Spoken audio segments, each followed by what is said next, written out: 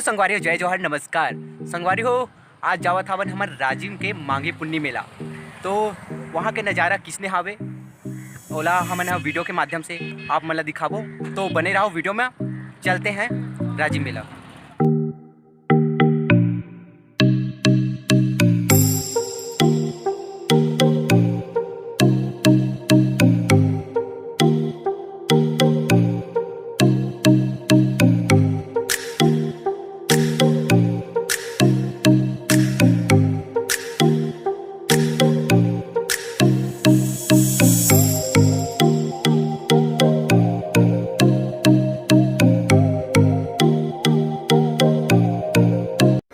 छत्तीसगढ़ की भूमि पर राजिम सब नहीं धाम, दर्शन करें जो आई नर पावही मन विश्राम।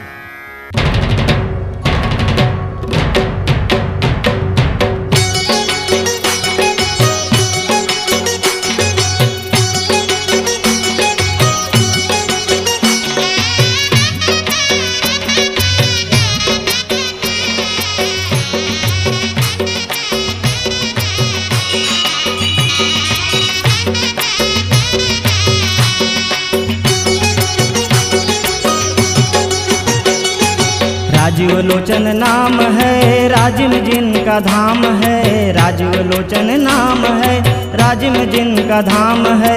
ऐसे श्री भगवान को बारंबार प्रणाम है। ऐसे श्री भगवान को बारंबार प्रणाम है। राजीव लोचन नाम है राजिम जिनका धाम है। राजीव लोचन नाम है राजिम जिनका धाम है। ऐसे श्री भगवान को बारंबार प्रणाम है। ऐसे श्री भगवान को बारंबार प्रणाम है।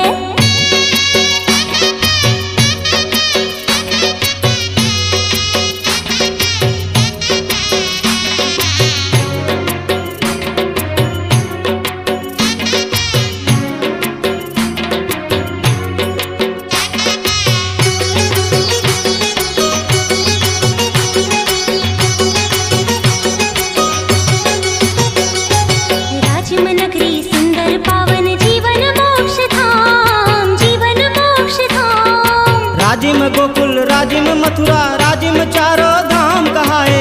राजिम चारो धाम कहाए। राजिम चारो धाम कहाए। ऐसे पावन धाम को ऐसे पावन धाम को बारंबार प्रणाम है। बारंबार प्रणाम है। बारंबार प्रणाम है। बारंबार प्रणाम है। बारंबार प्रणाम है।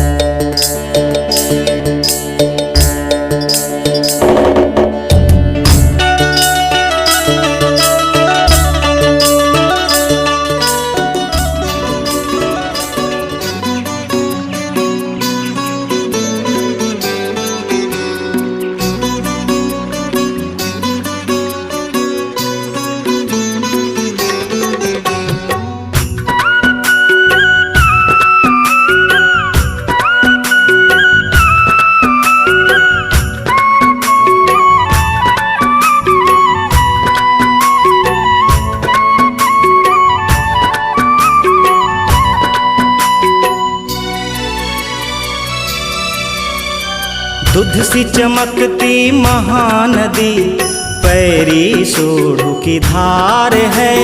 दूध सी चमकती महानदी पैरी सोढ़ू की धार है।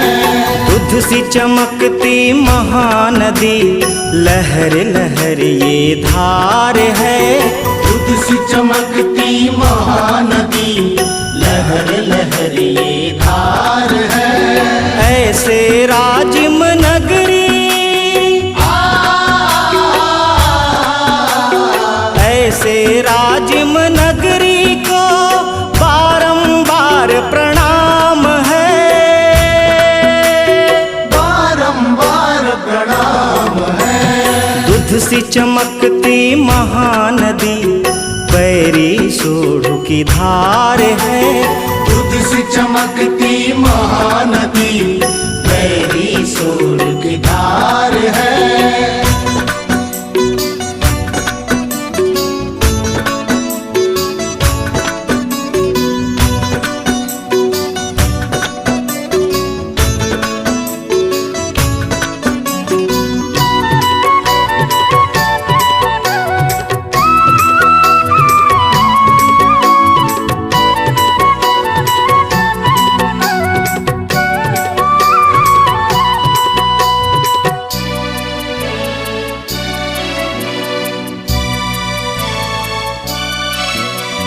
जहाँ बसे मेरे राजीव लोचन भक्ति का ये द्वार है। नीत गाए वेदों ने जिनको महिमा पार है। हाय संगीत संगवारी हो घूमत घूमत अब बड़ टाइम हो गया, करीब 3-4 घंटा हो गया। 3-4 घंटा लग गए वहाँ। और देखो कितने बज गए, शाम का 7 बज गया। और देखो हम लोग पूरा घूम नहीं पाए। अभी मीना बाज़ार बचा है, अभी मीना बाज़ार की ओर जा रहे हैं। वहाँ का भी वीडियो आप लोगों को दिखाएंगे, तो बने रहे वीडियो में।